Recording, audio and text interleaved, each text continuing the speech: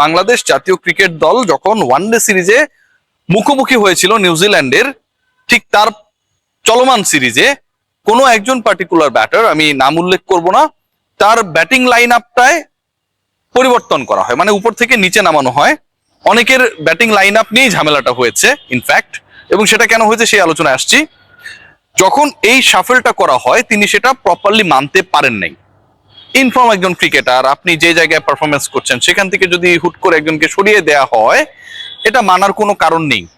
এবং আমি মনে করি যেই ক্রিকেটার এই স্যাক্রিফাইসটা করেছে অথবা দলের জন্য যাকে স্যাক্রিফাইস করতে হয়েছে, আমার সাপোর্টটা তার প্রতি।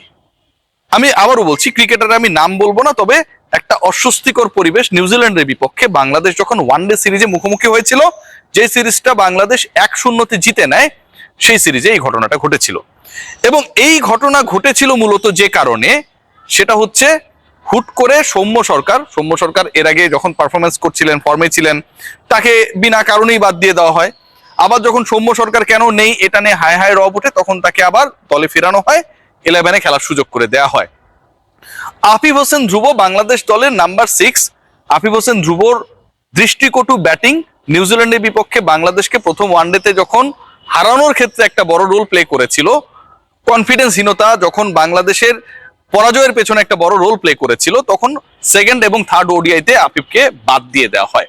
আফিফ 11-এর পার্টনার এবং 11-এ সৌম্য সরকার ঢুকে যাবার কারণে পুরো ব্যাটিং লাইন আপে একটা বড় পরিবর্তন হয়, যেটার রেশে ওই যে দ্বান্দ্বিক সিচুয়েশন, বাক বিতণ্ডা, কেন এই জিনিসটা হচ্ছে, না মানার প্রবণতা, সেই ঘটনাটা ঘটেছিল। এবং এই নাম্বার 6কে বাদ দেওয়ার কারণে আপনি যখন নাম্বার 6 রিপ্লেস করলেন না, আপনি ওপেনারকে বাদ দিলেন, আউট অফ ফর্ম হবার কারণে আপনি ওপেনারকে রিপ্লেস করলেন না, আপনি রিপ্লেস করলেন এমন একজনকে যিনি মিডল অর্ডারে, লোয়ার মিডলে ব্যাট করে, তখন কিন্তু ওই ওপেনিং এর জায়গাটা একটা ক্রাইসিস তৈরি হবে। আপনি নাম্বার 6-এ যেই ছেলেটা খেলছিল, যাকে আপনি মনে করলেন যে সে পরের 2 ম্যাচের জন্য পারফেক্ট না, তার পজিশনে যখন আপনি সৌম্য সরকারকে ঢুকালেন, ইদার আপনাকে সৌম্য সরকারকে নাম্বার 6 খেলানো উচিত ছিল, অথবা নাম্বার 6-এর যাকে বাদ দিয়েছেন তার পরিবর্তে নাম্বার 6 বা ওই পজিশনে কেউ খেলতে পারে তাকে নেওয়া দরকার ছিল। আপনি কোনোটাই করেন নাই। সৌম্য সরকার 3 নম্বরে ব্যাট করেছে। 3 নম্বর যেই ক্রিকেটার এতদিন ধরেই বাংলাদেশের একটা মূল জায়গাকে রিপ্রেজেন্ট করে এসেছে, নাজমুল হোসেন শান্ত, তার ব্যাটিং অর্ডার চলে গেছে এরপরে 4-এ, এবং তার পরবর্তী সময়ে যারা ব্যাট করতে আসে তাদের পজিশনটা এক এক করে নিচে নেমেছে। এখন সাইব এবং তানজিদ তামিমের ওপেনিং নিয়ে কোনো সমস্যা নেই, সাইব এবং তানজিদ হাসান তামিমের পার্টনারশিপ নিয়ে কোনো সমস্যা নেই, কিন্তু আপনি যদি একজনকে নাম্বার 3 থেকে সরিয়ে ফেলেন, সাকিব আল হাসান যখন ন্যাশনাল টিমে খেলেছিল তখনও সাকিব আল হাসান নাম্বার 3 পজিশনটা সরে গিয়েছিল, স্যাক্রিফাইস করেছিল, লজিক্যাল মনে করেছিল যে নাজমুল হোসেন শান্তর জন্য এটা বেটার অপশন। লিটন কুমার দাস যিনি নিজেকে মিডল অর্ডারে সেটেল করেছেন, সেই লিটন কুমার দাস নাম্বার 4 থেকে 5 হয়ে গেলেন, তাওহিদ হৃদয় 5 থেকে 6 হয়ে গেলেন।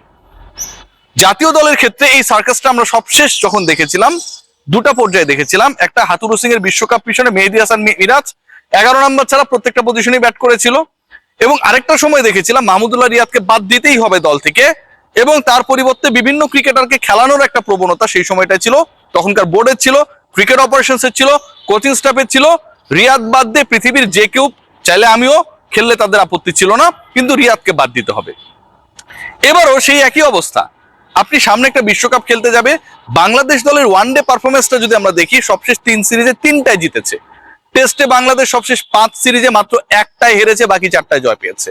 টি20 সিরিজে লাস্ট 5টা সিরিজের মধ্যে বাংলাদেশ 4টায় জয় পেয়েছে।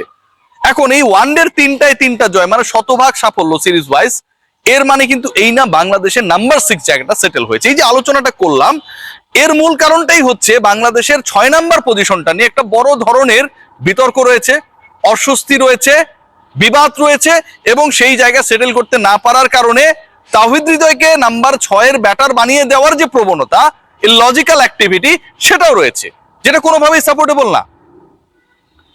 তাহলে নাম্বার 6 কি হবে? নাম্বার 6 রিপ্লেসমেন্ট যদি আমরা কাউকে না পাই, নাম্বার 6-এ আলটিমেটলি যিনি খেলতে পারেন, যিনি পারফরমেন্স করেন এবং যিনি ওই জায়গার জন্য অ্যাপ্রোপ্রিয়েট, তাকে যদি আমরা ওখানটায় সেটেল করতে না পারি, বিশ্বকাপের আগে আপকামিং সিরিজগুলোতে বাংলাদেশ দল they are going to face a very very vital challenges. কি কারণে আমি এই কথা বলছি? পরের মিশনটা বাংলাদেশে অস্ট্রেলিয়ার বিপক্ষে। অস্ট্রেলিয়ার বিপক্ষে আপনি 9, 11, 14 3টা ওয়ানডে মিরপুরের হোম অফ ক্রিকেটে খেলবেন। এখন ওই তিনটা ওয়ানডেতে কি আপনি সৌম্য সরকারকে নাম্বার 3-তে খেলাবেন? নাম্বার 4-এ নাজমুল হোসেন শান্ত, নাম্বার 5-এ লিটন কুমার দাস, নাম্বার 6-এ তাওহিদ হৃদয়, আসলে কি তাই? আপনার এই 6 জনের বেশি ব্যাটার নেয়ার কোনো ধরনের অপশন নেই, কারণ আপনার 5 জন প্রপার বলার খেলাতেই হবে। এবং টপ 6-এ যারা আছে তারা কেউই আপনাকে কয়েক ওভার করে দিতে পারবে সেই কনফিডেন্স দিতে পারে না। So you need 5 proper bowler যাদের অবস্থানটা হবে 7, 8, 9, 10 and 11।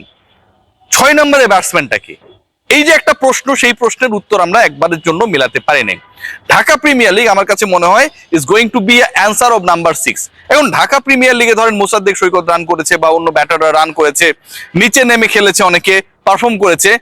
এখন ঢাকা প্রিমিয়ার লিগের যদি পারফর্মারকে আমি অস্ট্রেলিয়ার বিপক্ষে, অস্ট্রেলিয়ার একটা হেলদি টিমের এগেনস্টে হোমেই হোক, বাংলাদেশ তো এখন স্পোর্টিং উইকেটে খেলে, নাম্বার 6 বানিয়ে দিলাম, তাহলে কি সেটা সমাধান হয়ে গেল? সমাধান হয় না, কোনোভাবেই হয় না।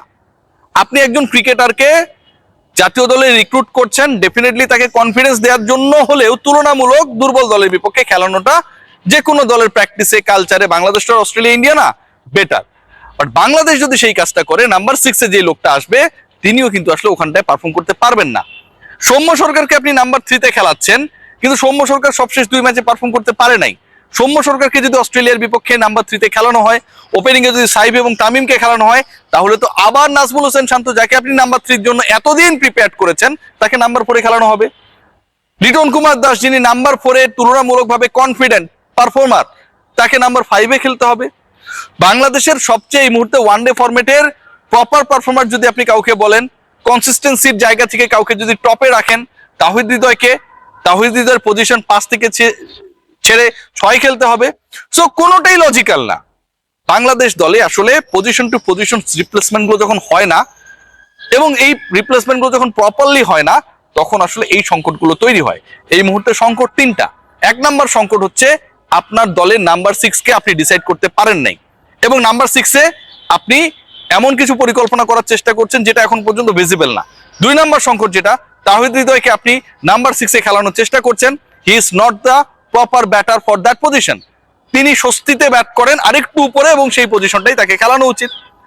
3 নাম্বার সমস্যা যেটা, সেটা হচ্ছে আপনি যাদেরকেই খেলানোর চেষ্টা করেন না কেন, যেভাবেই খেলানোর চেষ্টা করেন না কেন, তাদের প্রপার কোনো লিস্ট আপনার সামনে নেই। মুশফিকুর রহিম বলেছেন যে আমাকে ওয়ানডেতে ফেরার একটা কথা বলা হয়েছে, রিকোয়েস্ট করা হয়েছে, বাট আই ডিনাইড, যে যারা আছে তারাই বেটার। বাট মুশফিককে এই রিকোয়েস্টটা করার পেছনে আমার কাছে মনে হয় সবচেয়ে বড় লজিকের জায়গা যেটা ছিল, সেটা হচ্ছে Mushfiq is the perfect batter for that position, where actually Bangladesh right now struggling on number 6। খেয়াল করে দেখবেন তামিম ইকবাল যখন ক্যাপ্টেন ছিলেন, মুশফিকুর রহিমকে ছেটে ফেলার একটা পরিকল্পনা ছিল, বাট ওই সময়ে বাংলাদেশ দলের ক্যাপ্টেন এবং অন্য যারা ছিলেন তারা ফিল করেছেন উই নিড মুশফিক, এবং মুশফিক সেটার জন্য তার ব্যাটিং অর্ডার চেঞ্জ করে নাম্বার 6-এ গিয়েছিলেন, খেলেছিলেন, পারফর্ম করেছিলেন। সো বাংলাদেশ এখন ওই জায়গাটাতেই একজনকে খুঁজছে যিনি নাম্বার 6-এ গিয়ে খেলবেন, পারফর্ম করবেন, এবং দল কনফিডেন্স পাবে। মুশফিকুর রহিম তো খেলবে না, তাহলে হাবিবুল বাশার সুমনের নির্বাচক প্যানেলের সামনে নাম্বার 6 আসলে কে? ডেফিনেটলি তাওহিদ হৃদয় না। এবং তাওহিদ হৃদয়কে যদি আপনি নাম্বার 6 বানিয়ে লিটন এবং শান্তদেরকে 5 এবং 4 নাম্বার বানান, সৌম্য সরকারকে যদি 3 বানিয়ে দেন, এটাও কোনোভাবে লজিক্যাল না। বিগ চ্যালেঞ্জ, দেখা যাক।